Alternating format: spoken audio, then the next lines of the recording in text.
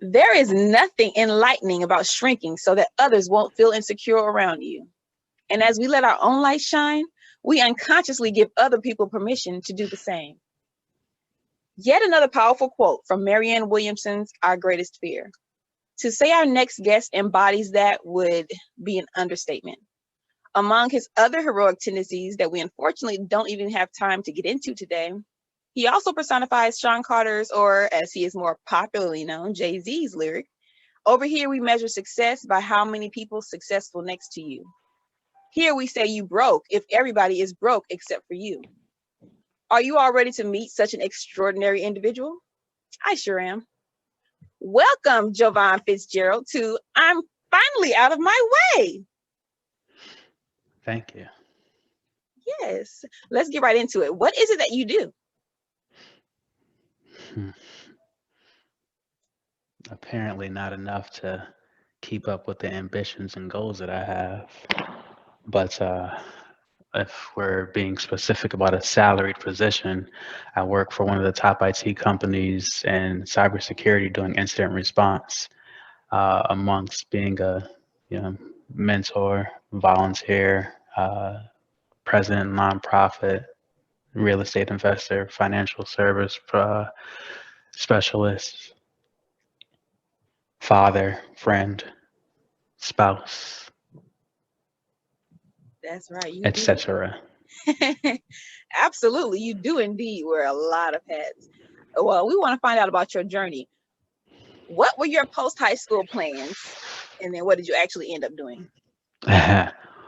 Let's talk about pre-high school plans. I wanted to be a mercenary. That didn't pan out too well because I was told incorrectly so that I couldn't be a mercenary. I found out later that I actually could. I just had to work for the government. I couldn't be a mercenary outside of working for the government. That's what they should have said. Right. But, my ambitions changed from that moment of being a mercenary to being a Marine. However, my family didn't appreciate that route. They felt like only unintelligent thugs go to the Marine Corps, and they highly encouraged me to go to college based upon my testing scores and my academic success, I should say. So I followed that advice and went to college. I was there for about 4 years. However, that 4 years I was there, I did a Disney World co-op and internships, and I did a lot of networking, until the fact that, like Mr. West, he represented Jay-Z earlier. I'm more of a Kanye West fan. Like he did in College Dropout, I decided that I was finished, and I left and changed up my method. Operated outside for about 2 years in the civilian world until I decided to reassess my goals and reattach my ambition and join the Marine Corps. Okay, so what did the Marine Corps teach you, and are you glad that you did it? The Marine Corps taught me a lot. Behind me, coincidentally, is something that you'll see if you're familiar with going to the gun range. And before you go to the gun range, you have to sign up that you understand different weapon safety rules. In the Marine Corps, there's 4 weapon safety rules, which I won't currently go over, but the 5th one is know your target and what lies beyond it. People talk about targets being just what's on the opposite end of your weapon. But in this case, for me, it goes a little deeper with your goal and what lies beyond your goal. So in some social aspects, they'll mention it as the why. And if you know what lies beyond your goal, then you can aim your shot more true. You can aim, you can attack your goal without fear, because you know that beyond it, there's nothing that's vulnerable or precious that you'll hurt. That is powerful. Okay, so it seems like you enjoyed the Marine Corps. Why did you decide to leave it? What came next? The Marine Corps is awesome. It's a band of brothers, sisters, friends, family, all of the above. it is an extension of who I am and is a part of me, but it isn't something that I created myself. I left for my own personal creations. You know, I reference being a father. Um, Having a daughter inside the Marine Corps, or having a son inside the Marine Corps, is a little bit more challenging, especially, you know, with depending on your spouse.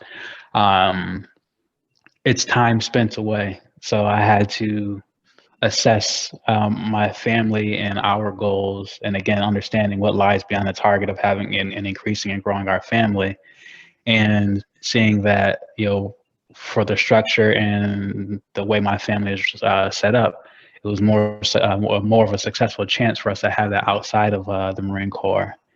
Luckily, you know, I mentioned being a volunteer, and I was doing service down at one of our tech events, helping some of the junior Marines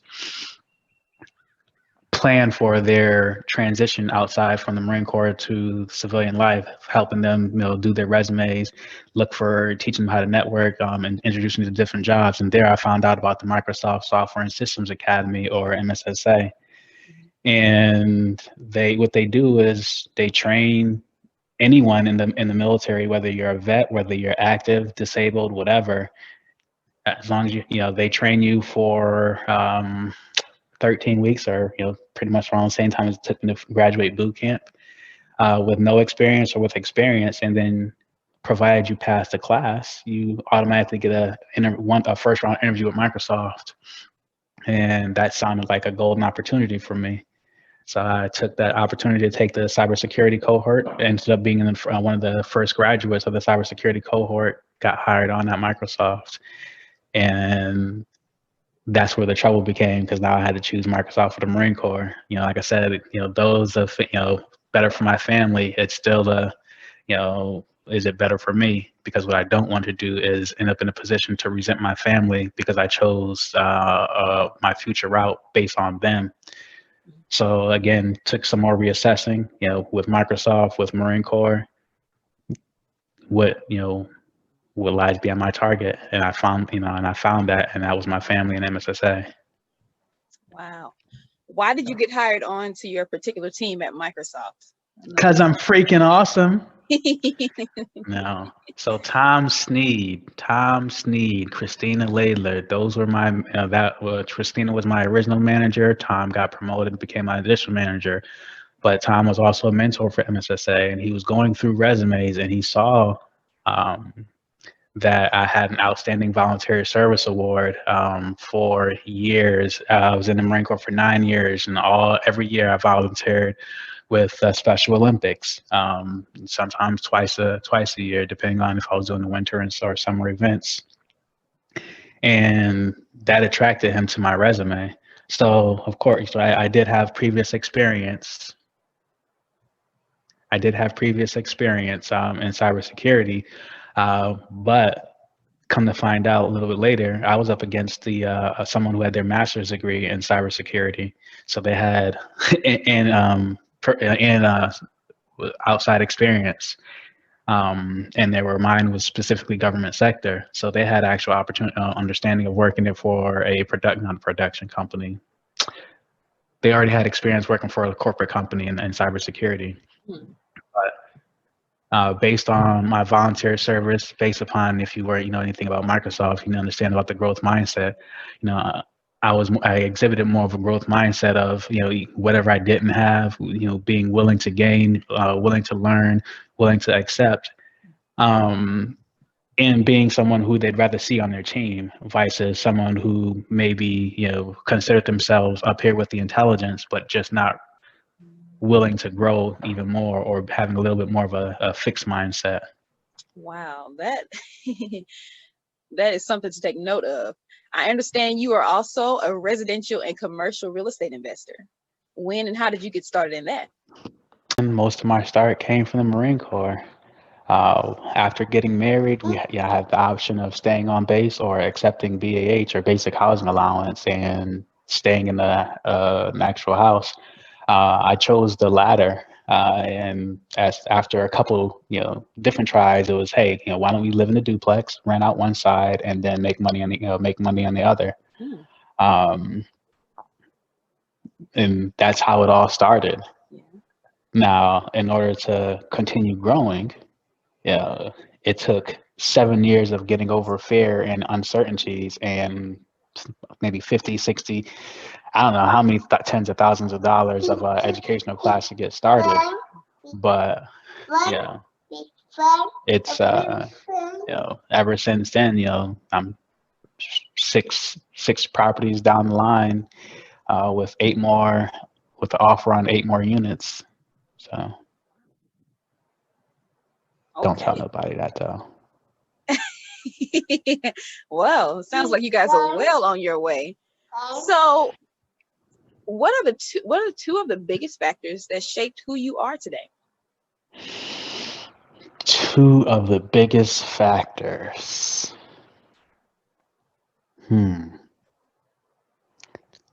Love for my people and the Marine Corps. All